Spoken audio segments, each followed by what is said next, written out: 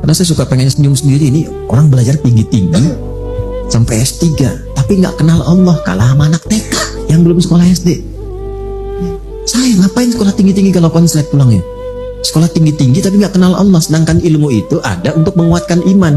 Anda kalau belajar di kampus IPK 4 nggak kenal Allah, belum pintar Anda. Belum pintar. Karena ilmu itu ada untuk mengenalkan kepada Allah, ilmu apapun itu. Karena itu dibuka iman dulu baru ilmu. Itu ada di Quran surah ke-58 ayat 11. Yarfa'illahu alladhina amanu minkum walladhina utul ilma. Jadi semua perangkat hidup yang ada sekarang itu untuk mengenal Allah. Anda punya jabatan sekarang, pangkat, bintang, macam-macam, tinggi.